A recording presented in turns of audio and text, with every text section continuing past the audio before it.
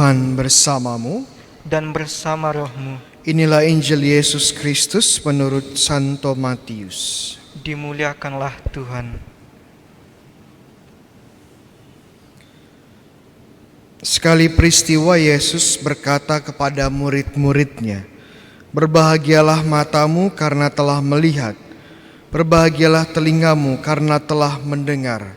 Sebab aku berkata kepadamu, banyak nabi dan orang benar ingin melihat apa yang kamu lihat, tetapi tidak melihatnya, dan ingin mendengar apa yang kamu dengar, tetapi tidak mendengarnya."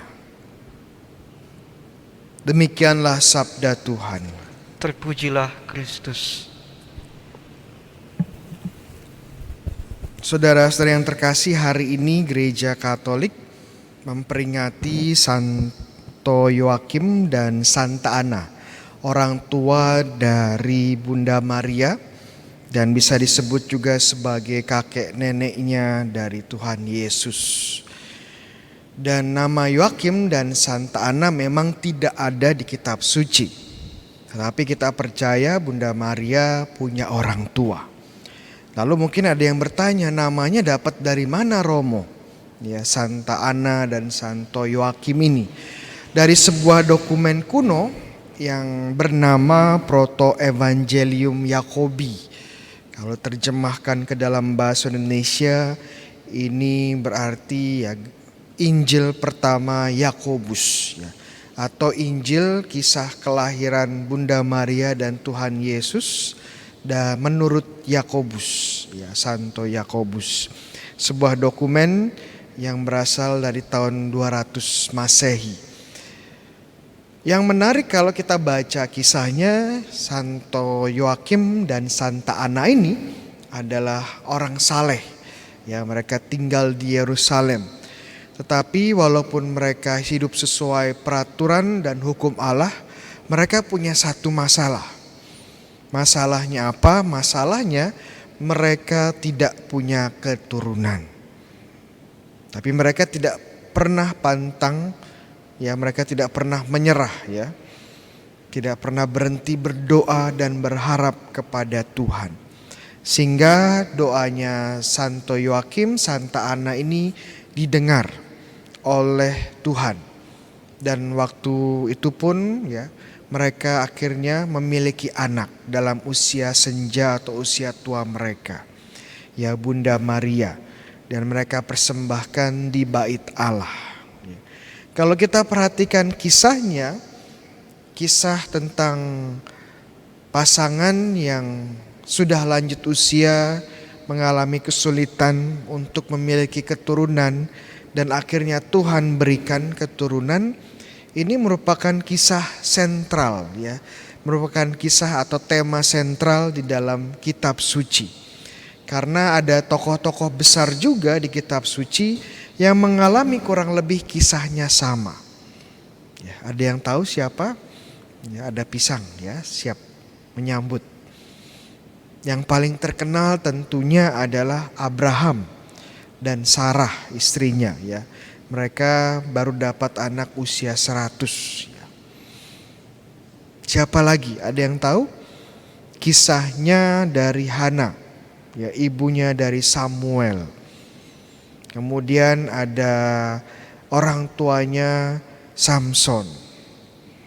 Kemudian di Perjanjian Baru kita ada tokoh juga terkenal namanya Zakaria dan Elisabet, orang tua dari Yohanes Pembaptis. Dan bagaimana kita lihat tokoh-tokoh ini mengalami hal yang sama seperti Yoakim dan Anna. Yang menarik adalah saat Tuhan memberikan mereka keturunan, anak mereka ini akan menjadi tokoh penting di dalam sejarah keselamatan. Seperti Ishak, seperti Samuel, seperti Samson, seperti Yohanes Pembaptis, dan tentu saja Bunda Maria sendiri. Jadi bagaimana tema ini merupakan tema sentral di kitab suci. Sebenarnya mau berbicara apa sih dengan tema sentral ini? Ya, kitab suci dan Tuhan sendiri ingin mengajak kita melihat bahwa keluarga merupakan rencana penting dari Tuhan. Bahwa Tuhan bekerja di dalam keluarga untuk keselamatan dunia. Bahkan Tuhan Yesus pun hadir sebagai juru selamat kita melalui peran keluarga yang kita sebut sebagai keluarga kudus Nazareth. Yesus bersama dengan Maria dan Santo Yosef. Begitu juga dengan Maria, dengan Yoakim dan Ana. Jadi bagaimana Tuhan ini merencanakan keselamatan terlahir dari keluarga.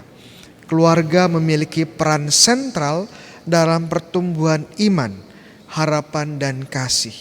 Dan tidak hanya dalam konteks gereja, konteks iman, tetapi juga kita kalau perhatikan keluarga memang memiliki peran sentral dalam pertumbuhan masyarakat. Ya, dalam pertumbuhan sebuah bangsa.